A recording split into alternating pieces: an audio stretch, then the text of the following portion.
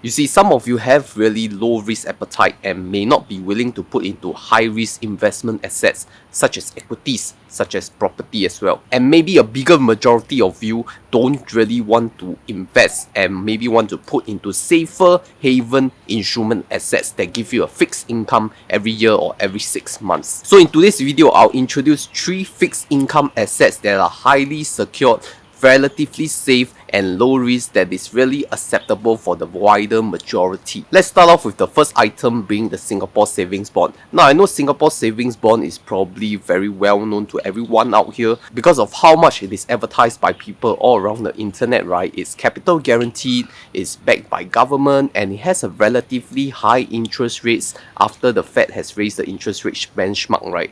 Like right now, we are seeing the interest rates of 10 years annualized being 3.21%. which is relatively high, you know, for a capital guaranteed asset. So the recent November Singapore Savings Bond issue, which you can apply from now till the 26th of October, is giving you an annualized yield of 3.21%. In fact, if you look at the first year, interest is already as high as 3.08%. And if you look at the last year, the final year, the 10th year, they will be giving you 3.3%, which is so much better than a lot of the fixed income bonds out there, right? The good thing about Singapore Savings Bond is that you can really withdraw your bond anytime and it will just give you back the partial interest that you have earned and accrued over the period that you have held. So for example, if you actually redeem your older issued SSB, you can expect to redeem them by the following month. The first 3 working days, it should be credited back into your bank account. So I would say it has a relatively high liquidity, right? You don't have to wait like until the end of maturity.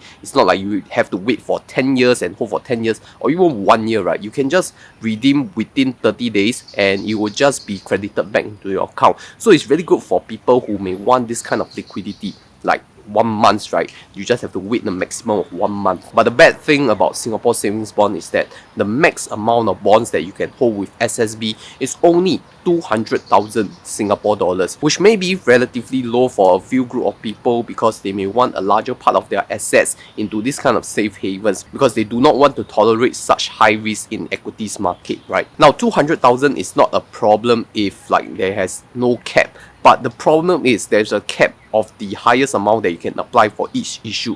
For example, if we move back to the August issue where interest rates were as high as 3% annualized, the max a person could apply and be successfully issued is only $9,000. And you see, $9,000 out of $200,000, how much percentage is that? It's a really long way for you to hit your 200,000 if you are issued this kind of high interest rates because the demand is so high already. And now that the interest rate is 3.21%, which is much higher than the 3% in August, I'm pretty sure this time the issued success rate is really less than 10k or maybe even less than the 9k previously as well. Well, the final good thing about SSB is that you could redeem your old SSBs and then apply for the new one, and that's what some of you did, right? That's called the bond ladder, your SSB bond ladder, which means that the previous SSB issues where maybe your interest rate is not that good, maybe 2.5%, you can redeem those, okay, first, and then you go and apply for the current issue. So that's how you recycle your bonds,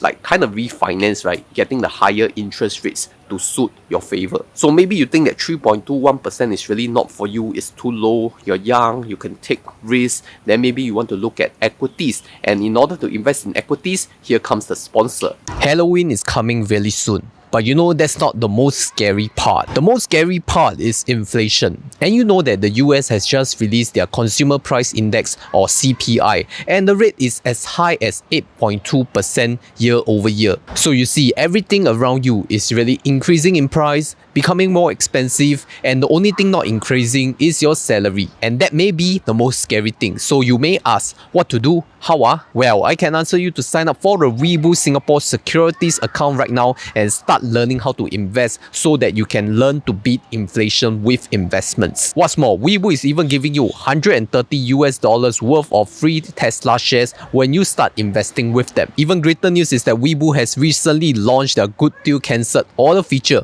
which means that you don't have to key in your orders every day anymore if you really want to catch the lowest price. So hurry up and sign up for a Webull account using my referral link down below to get your free $130 Tesla shares.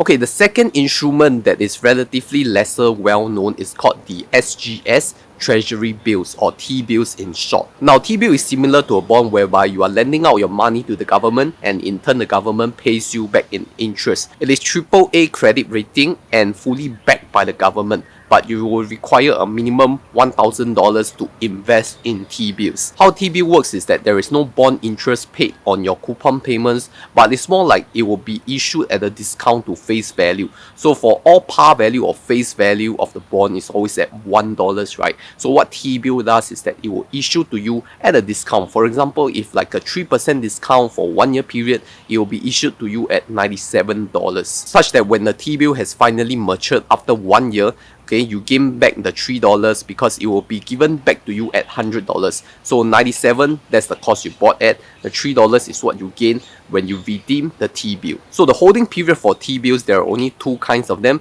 One is the 6 months, one is the 1 year, or 12 months, right? So you can choose from either the 6 months or the 12 months, okay, depending on your risk appetite and how long are you willing to hold. Now the question is, do you need to hold till maturity in order to redeem your T-bill? Okay, that is a recommended move to just hold till maturity, because the thing about T-bills is that unlike SSB where you can redeem anytime, in order for you to redeem your T-bill, you have to go to a bank, and secondly, it will be traded at the secondary market, which means that it may be below the par value when you redeem it before the maturity. So that's not recommended, right? If you want a fixed guaranteed interest rate, it's better for you to hold till the maturity of 6 months or 12 months. And some of you have seen videos whereby you could use your CPF OA, which is 2.5%, to invest in T-bill, right? Well, that is not wrong. Of course, that is a higher yield, but don't forget the fact that you need to take your time to go down to a bank to go and apply for T-bill using CPF OA, because CPF OA, in order to invest in T-bill, you cannot do it via online. You have to go to a bank branch, and you know how many people are queuing at the bank right now, so that is time that you need to consider, the cost of time. And don't forget that CPF OA interest is compound interest. So how CPF calculates their interest is that they will take the previous month balance to be calculated into current month for interest calculation, if you remember in my CPF interest video. But you see, you're missing out 2 months, right? Because firstly, you redeem it. Second, when you bring it back, that is 2 months of compound interest that you have missed for your CPF OA. So essentially, you have to weigh out the cost and benefit, whether it is worth it for you to go down to a bank to apply for T-bill using your CPF OA just for that few percent of additional interest. Is that really worth it for you? But if you look at the recent T-bill use, right, the cutoff yield is at 3.77%, which is relatively attractive for a relatively low risk asset. You know,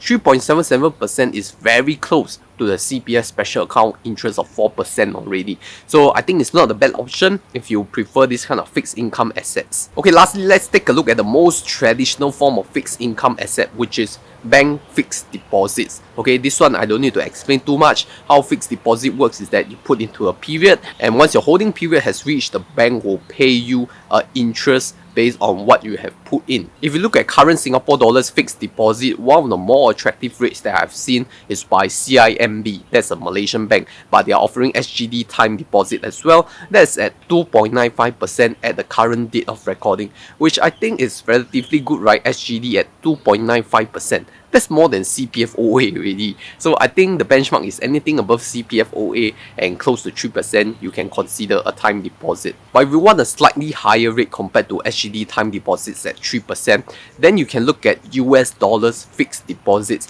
Because if you look at DBS website, at their foreign currency fixed deposit, the USD is giving you 4.17% interest at the time of recording for a 12 months holding period. If you deposit a USD, the minimum required amount is 5,000 SGD equivalent, so that's like 4,000 US dollars that you have to put in order for you to earn that attractive fixed deposit rates. But you have to consider that there is actually currency fluctuations between USD and SGD. Now, USD versus SGD is already very high right now, above 1.4, right? Currently at 1.42, 1.43 level. So let's say if suddenly the foreign exchange work against you, it's not going to cover your interest rate gain, right? Because the foreign currency may fluctuate like up to 5%, and that's even more than your 1 year fixed deposit rate. So you have to consider this kind of foreign currency risk apart from holding Singapore dollars. But let's say if you really do have a really large USD balance, maybe paid by your customer